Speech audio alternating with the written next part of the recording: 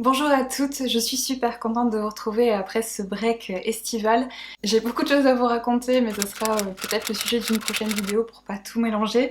Aujourd'hui je voulais vous présenter quelques produits favoris du moment avec beaucoup de nouveautés, certaines découvertes que j'ai faites cet été et d'autres un peu plus récemment.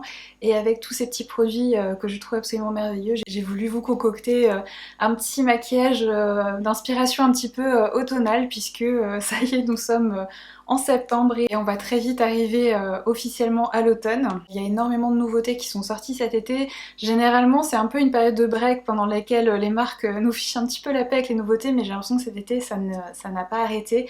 Donc j'ai testé beaucoup de choses. Je pense que je vous ferai une espèce de petite vidéo compilation pour vous parler vraiment de tout ce que j'ai testé cet été parce qu'il y a vraiment beaucoup de choses à dire. Mais là aujourd'hui je voulais vraiment vous montrer juste un peu mes numéros 1 on va dire de ces dernières semaines. Et j'ai également commandé là des nouveautés de septembre, donc j'ai des colis qui commencent à arriver, donc la prochaine vidéo sera sûrement dédiée à ces plus récentes nouveautés on va dire. J'ai notamment le nouveau fond de teint de chez Huda Beauty, les nouveaux fards à paupières un peu scintillants de chez Too Faced. J'ai commandé la réédition de la palette Naked d'Urban Decay, le nouvel anti-cerne de chez MAC, enfin voilà, j'ai pas mal de petites choses à vous montrer aussi prochainement. Donc aujourd'hui déjà je vais vous parler de pas mal de petites choses, notamment la nouvelle palette I Need a Warm de Natasha Denona. Évidemment je n'ai pas pu résister. Je pense que vous l'avez vu passer, mais on est sur des tons, des nudes un petit peu chauds. C'est une très jolie harmonie couleur qui je trouve se prête parfaitement à la saison automnale. Je dois dire malgré tout qu'elle ne s'est pas imposée comme étant une de mes palettes Natasha Denona préférées. Je suis restée un petit peu sur ma faim concernant les fards lumineux qui sont plus des lumineux classiques. On retrouve pas ces fards ultra lumineux et scintillants qu'on a pu retrouver dans ces 3-4 dernières palettes. On est revenu un petit peu à des formulations un peu plus classiques pour ce qui est des lumineux. Je pense que c'est d'une certaine manière voulu parce que c'est peut-être une palette qui était plus pour tous les jours, mais j'aurais quand même apprécié avoir des fards peut-être un petit peu plus impactants. Ça reste malgré tout des fards très jolis. Pour la comparer à d'autres palettes, c'est vrai qu'on a eu deux sorties assez rapprochées avec des harmonies teintes qui sont quand même assez ressemblantes avec la Golden palette que je vais vous comparer. Mais je trouve que c'est des palettes qui sont quand même différentes. La Golden est vraiment beaucoup plus chaude comme vous pouvez le voir et beaucoup plus...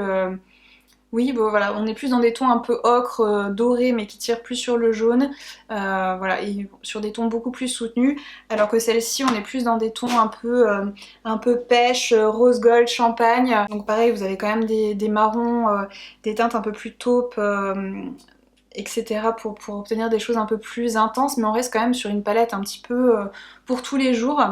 Donc je trouve que c'est pas des palettes qui se ressemblent tant que ça finalement une fois comparées côte à côte. La palette Natasha Denona à laquelle elle ressemble le plus, c'est la Biba qui est de toute façon discontinuée depuis longtemps. Du coup ça ne fait pas doublon, il n'y a vraiment rien qui ressemble à ça dans la gamme de palettes Natasha Denona existante. Les fards mat sont vraiment très jolis. Si ça vous intéresse, en plus du maquillage que je vais vous proposer aujourd'hui, je pourrais aussi vous proposer d'autres maquillages avec cette palette si c'est quelque chose qui est susceptible de vous intéresser. Mais l'harmonie teinte n'est pas non plus suffisamment variée pour obtenir plein de maquillages vraiment hyper différents les uns des autres, mais je peux essayer de me prêter à l'exercice malgré tout. Je vais vous insérer une petite séquence avec des swatchs donc qui sont réalisés sur mon bras nu, sans base ni quoi que ce soit, qui puisse renforcer la pigmentation des swatchs. J'ai filmé des swatchs et à la lumière du jour et aussi en lumière artificielle, que vous voyez un petit peu les différences, et puis souvent avec la lumière artificielle on peut voir davantage les reflets puisqu'il y a plusieurs fards un petit peu multichromes dans cette palette qui ont des reflets d'autres couleurs, et c'est quelque chose qu'on distingue pas forcément très bien à la lumière du jour. Donc comme vous pouvez le constater, c'est une très jolie palette. Donc je vais vous montrer un petit peu le maquillage que j'ai réalisé, à commencer par les yeux du coup avec ce premier produit, donc cette première palette. Mais voilà déjà un petit peu le résultat final tel qu'il sera. Donc en premier lieu j'ai pris le fard Soft Spot qui est très certainement le fard le plus neutre de la palette. Je l'aime vraiment beaucoup en couleur de transition et je l'ai appliqué avec le pinceau numéro 13 de chez Reifer dans mon creux de paupière et un petit peu au coin externe pour me servir un petit peu de base et de couleur de transition. C'est un fard qui se travaille vraiment super facilement, il est plutôt intense mais vous pouvez vraiment l'estomper de manière à avoir quelque chose de beaucoup plus subtil si vous le souhaitez. Il est vraiment très modulable.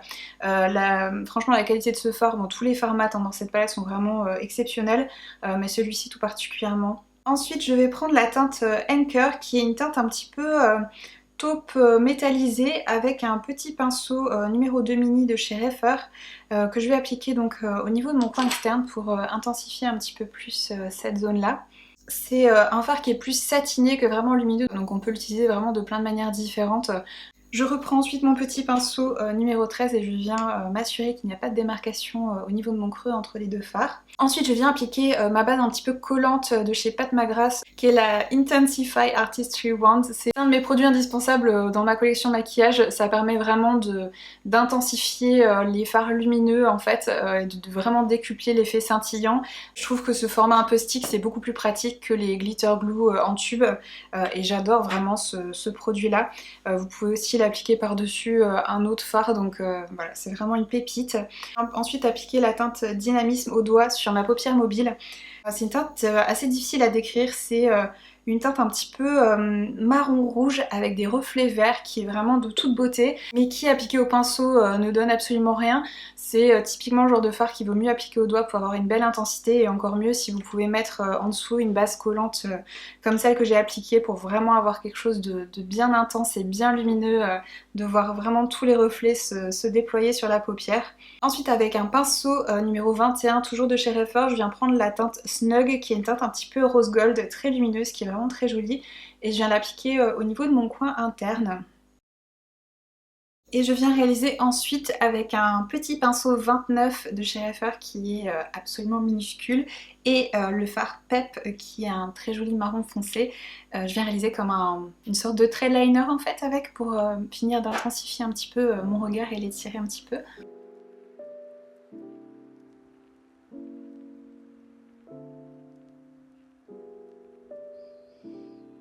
Ensuite, autre petit chouchou du moment, le nouveau mascara de chez Charlotte Tilbury que j'ai testé en premier lieu en format mini, puisque peut-être que vous le savez, mais moi les mascaras c'est souvent plus des flops que des tops. Donc son petit nom c'est Exagger Eyes Volume Mascara. J'aimais vraiment beaucoup son mascara Pillow Talk, donc j'en attendais quand même beaucoup. Et je dois vous dire que je ne suis pas déçue puisqu'il est dans cette petite vidéo favori. Je le trouve vraiment très chouette, j'ai été agréablement surprise. C'est une brosse recourbée comme ceci qui est vraiment très pratique, qui attrape bien les cils, c'est des poils, c'est des vrais poils, hein. C'est pas des picots en silicone. C'est un mascara qui apporte un beau volume, qui sépare bien les cils, qui apporte une belle longueur, qui est bien noire. Et pour ma part, j'ai pas eu du tout de problème de tenue, voilà, il ne s'effrite pas, il garde bien la courbure de mes cils au cours de la journée. Donc j'ai vraiment, je trouve qu'il est très joli, j'ai pas de critiques à faire. Je pense que ce sera un mascara que je rachèterai en grand format quand j'aurai terminé le format mini parce qu'il est vraiment super ce mascara.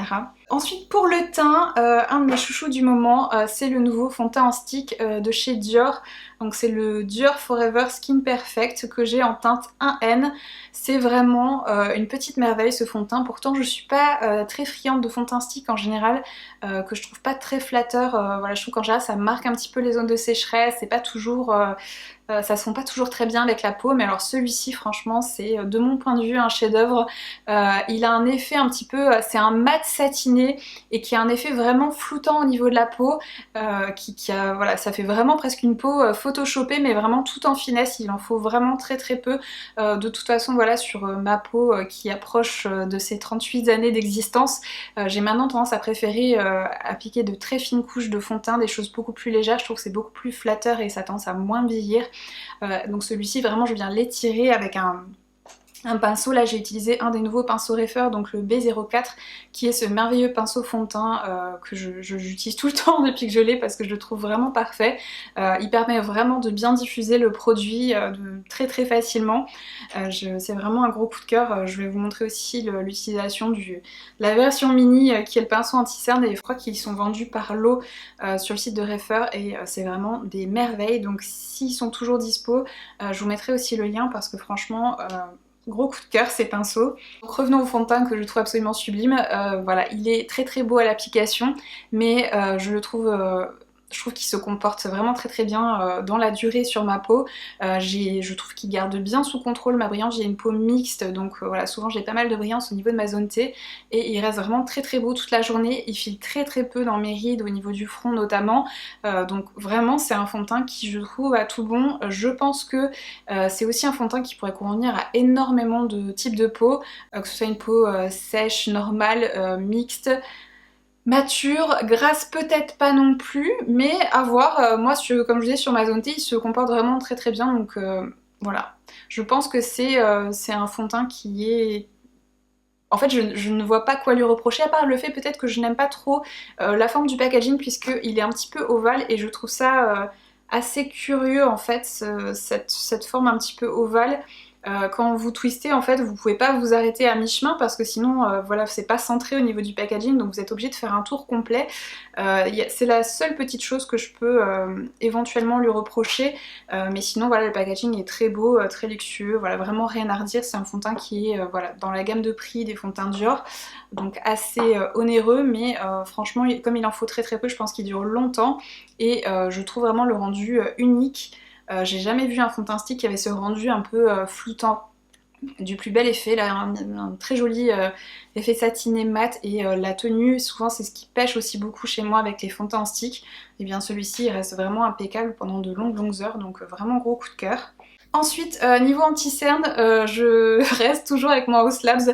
Cette année, ça a tellement été un coup de cœur celui-ci que j'ai du mal à décrocher et à passer à autre chose. Mais comme je vous dis, j'ai le nouvel anti-cerne de chez MAC qui est actuellement en train de se diriger vers moi, donc je vais bientôt en tester un nouveau.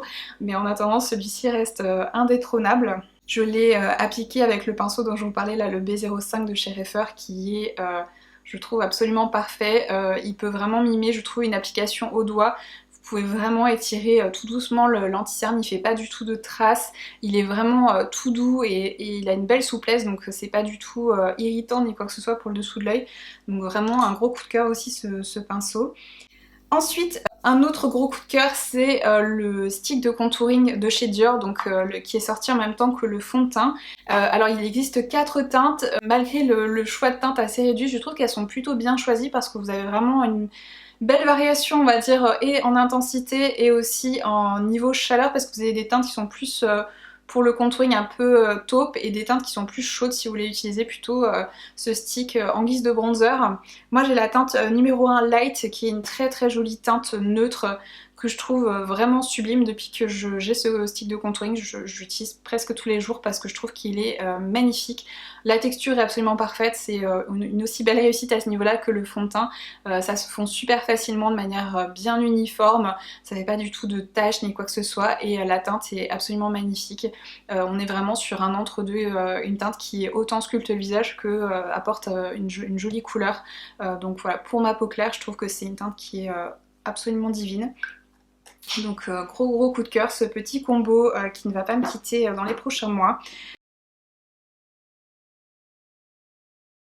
Ensuite, le fond de teint Unreal Skin Sheer Glow Tint de chez Charlotte Tilbury, qu'elle a sorti cet été ou à la fin du printemps, je ne sais plus trop. Personnellement, je préfère l'utiliser en guise d'highlighter parce que c'est vraiment trop lumineux pour moi. Donc ce que je fais en général, c'est que j'en prélève un petit peu au doigt et je viens le tapoter sur le haut de mes pommettes et sur par exemple le haut de ma lèvre supérieure pour donner un petit effet un petit peu plus rebondi, on va dire, à mes lèvres. C'est un très très joli produit, mais voilà, en guise de fond de teint, je trouve que c'est un petit peu trop pour moi, à mon goût, mais ça reste un très très bel enlumineur. Je trouve qu'il est hyper naturel, il vient vraiment donner un côté rebondi, pulpeux à la peau. Ça vient pas du tout marquer les ridules, les pores si vous l'appliquez juste à certaines zones stratégiques et pas sur tout le visage. Donc voilà, pour ma part maintenant je m'en sers comme ça. C'est un très joli produit, mais qui je pense ne conviendra pas à tout le monde. Mais si vous l'avez acheté et que vous avez été déçu, essayez-le juste en enlumineur et je pense qu'il devrait beaucoup vous plaire finalement. J'ai ensuite poudré mon visage avec ma poudre Laura Mercier qui est la Translucent Loose Setting Powder Ultra Blur que j'aime beaucoup, avec utilisée avec des fonds de teint un peu plus légers on va dire. Elle peut être un petit peu épaisse si vous avez déjà un fond de teint assez lourd sur le visage, mais avec des choses fines comme avec le fond de teint Dior par exemple, elle est absolument magnifique parce qu'elle vient justement encore plus flouter le teint. Mais sans enlever trop de la légère luminosité que peut malgré tout avoir ce fond de teint, puisqu'on est comme je dis sur un mat un petit peu satiné, donc ça vient pas du tout plomber le teint. C'est vraiment une très jolie poudre.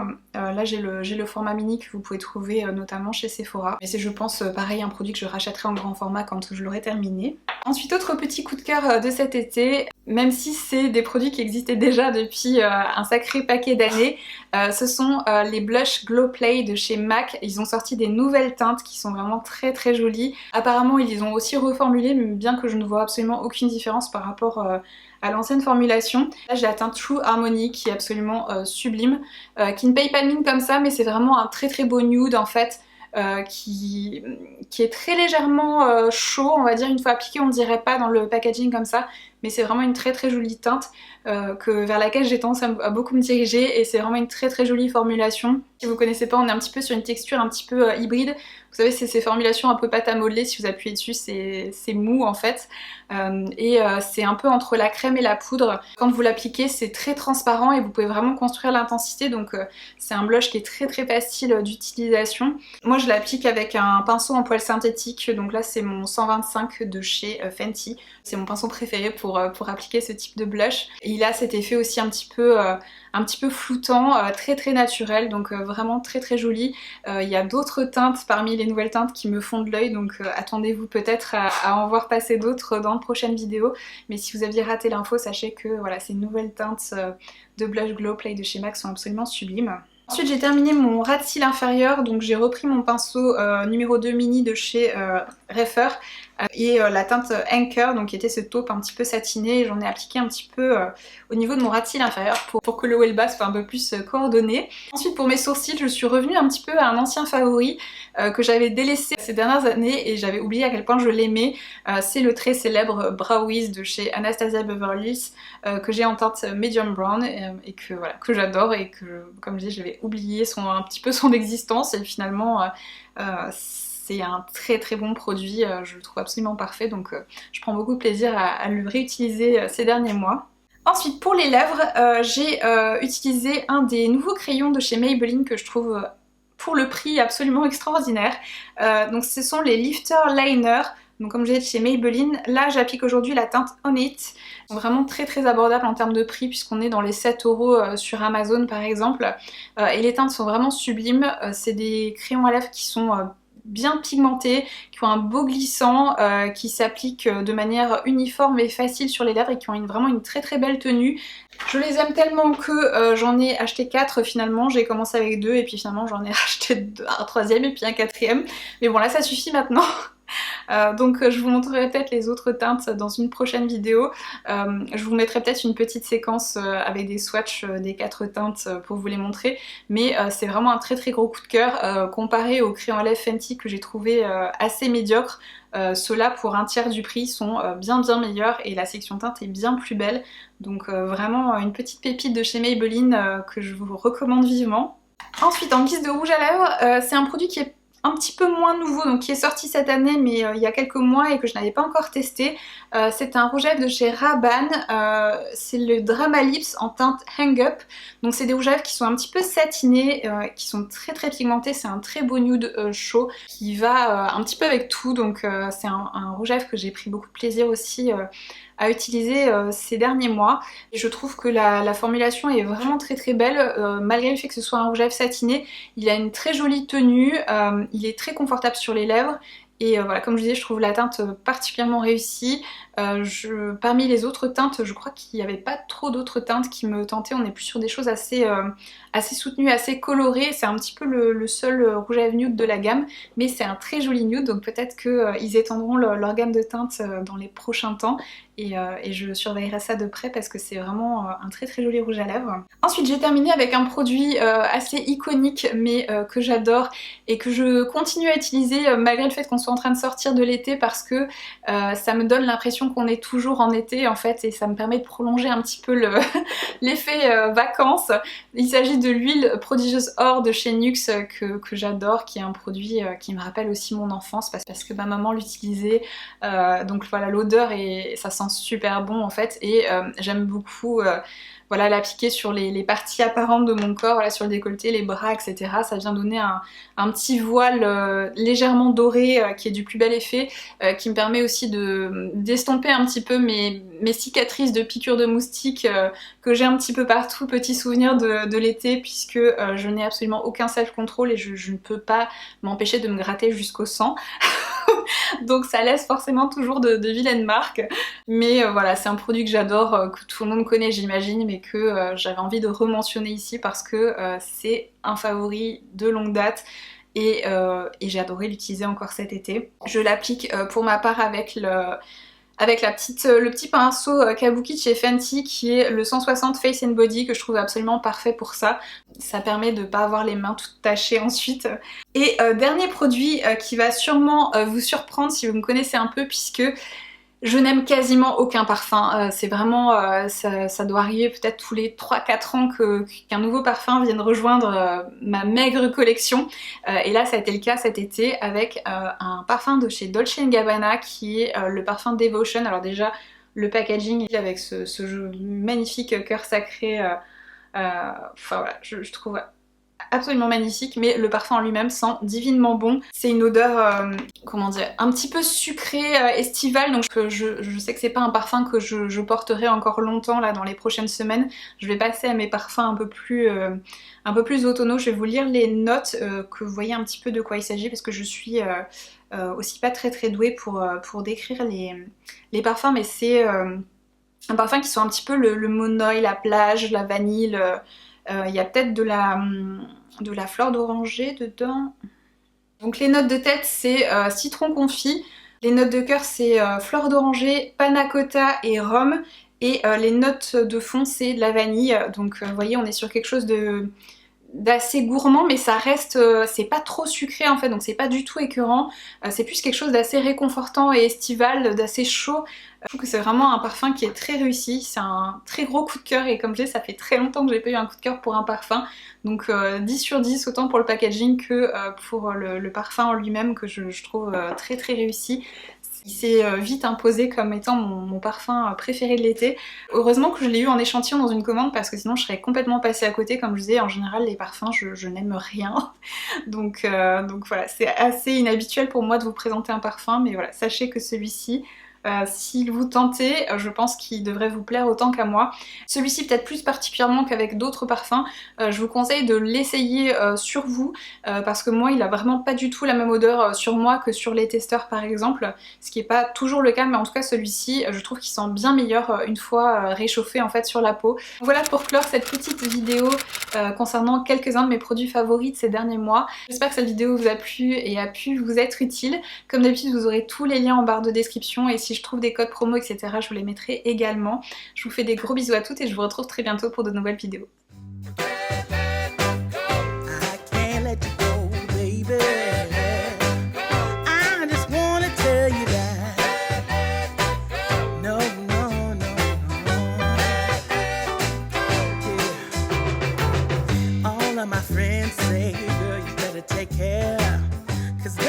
Trouble, your best